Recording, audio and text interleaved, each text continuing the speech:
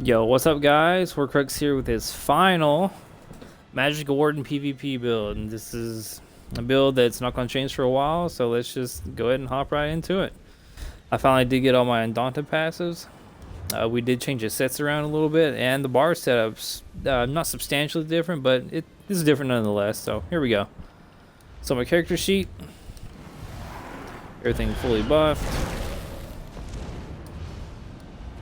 Here's what my stats are looking like.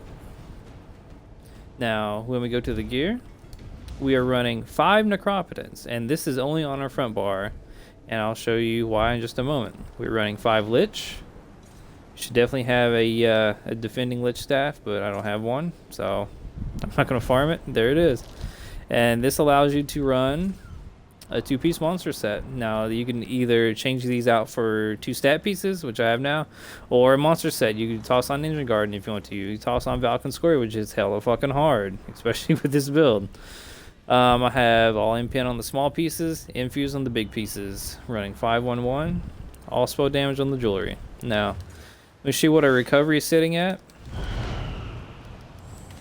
When we get our Lich proc, you can get this to well over 4k magic recovery. Right now we're running bi-stat foods. You can run tri-stat, doesn't really matter. So with bi-stat foods, we have 3227. If you pop Witch Mothers with a potion, 4200 magic recovery.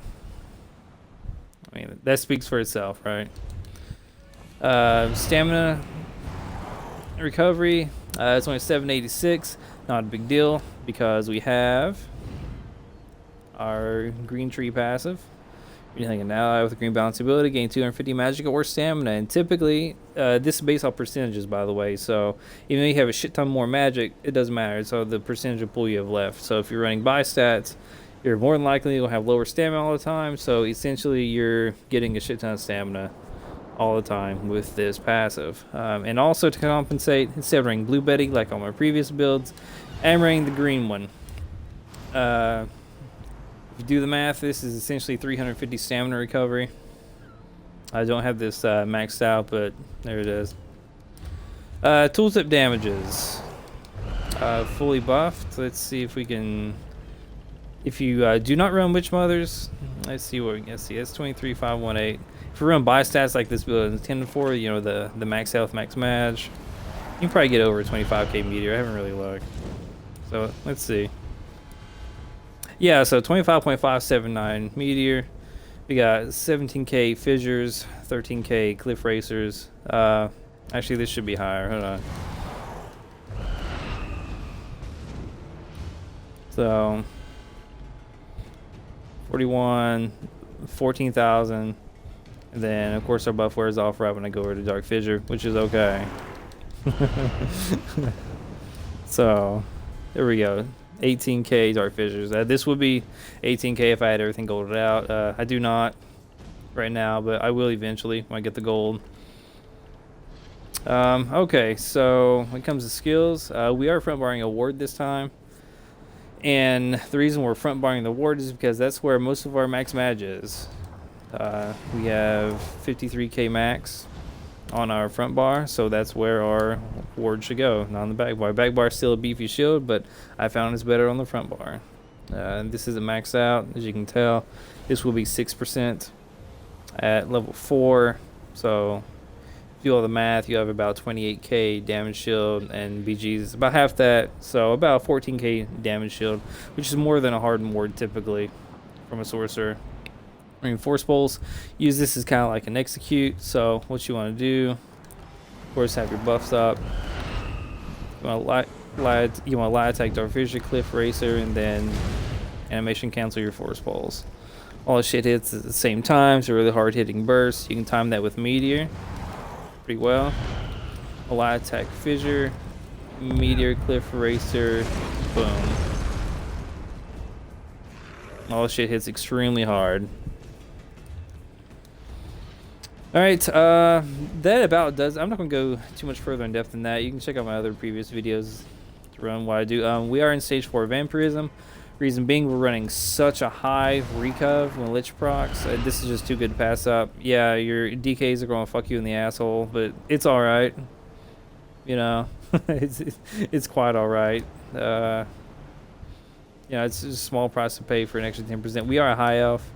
Originally, I thought Breton would be the best, you know, with the reduced cost, but it's where this is a high regen build. The elf's passives are just too good to pass up. It really is. It synergizes really well with what we already have. I guess we'll go with champion points real fast. Like I said, this isn't too relevant since this is a no CP build. But if you was to do duels or open world, you know, in a CP campaign, here's what I'd run. Got 19 points in a break free. You're always going to be using this, so put the 19% in. 11.1% Arcanist. Don't go any higher than this. The system rounds it down. So even if you do put more points and don't hit the 12%, it's still going to be 11%.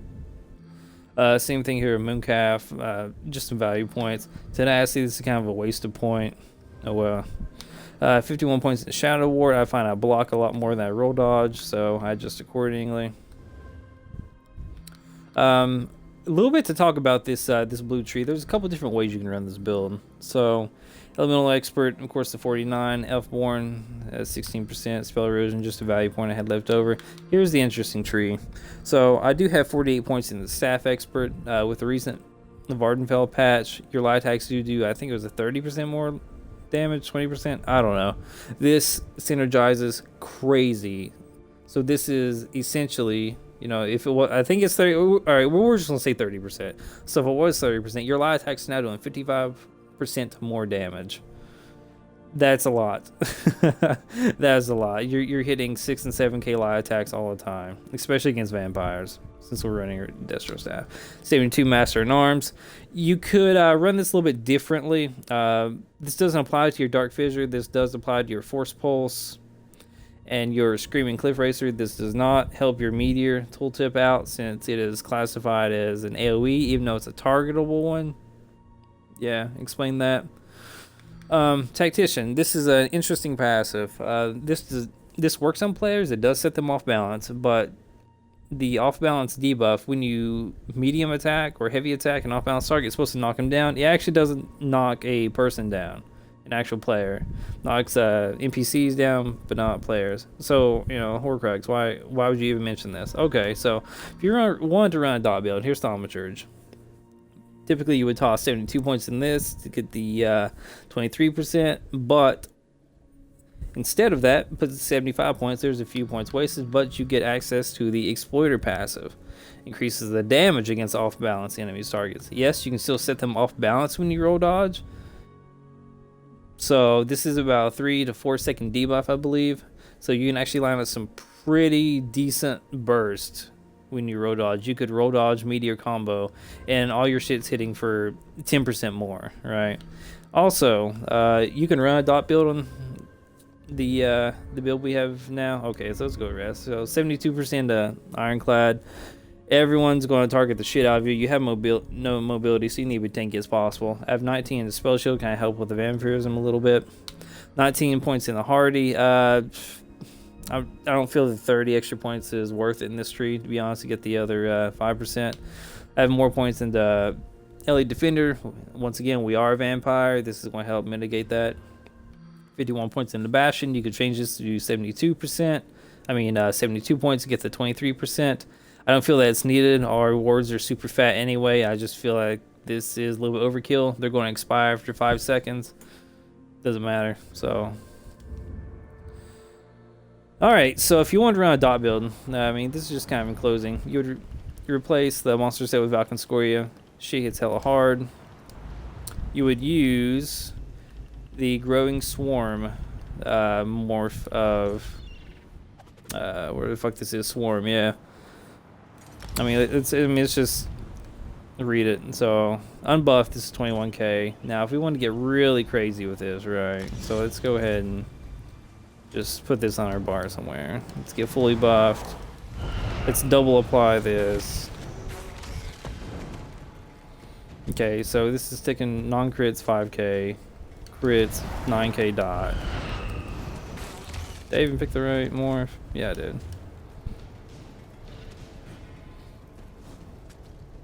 Anyway, this is a hard-hitting ass dot. So like I said, just replace this with Scoria. To make it proc more, you could run double dot poisons on your Destro bar. And if you still wanted to, if you want another dot and also an instant CC, run Destructive Clutch or Destructive Reach. It's a pretty good dot by itself. You could definitely make a really nice dot, but I would actually like to see some of that. So if you have a dot build you like to share or test it, just hit me up in the comments or message me. I like exploring new builds. Well, this is pretty much the build, fellas. Hope you enjoy. Like it, do what you want with it, tweak it. Don't run Vampirism, run whatever the fuck you want. It's your build, doesn't matter. I'm just here to kind of spice up the Magicka Warden meta a little bit. There's nothing wrong with my other builds that I've made. It's just a matter of preference and playstyle.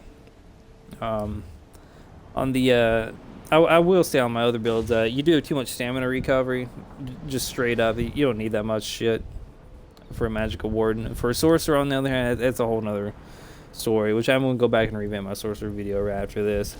So, there you go, fellas. There's the build. I run trash pots. I'm not going to run anything fancy like a move or tri-stats.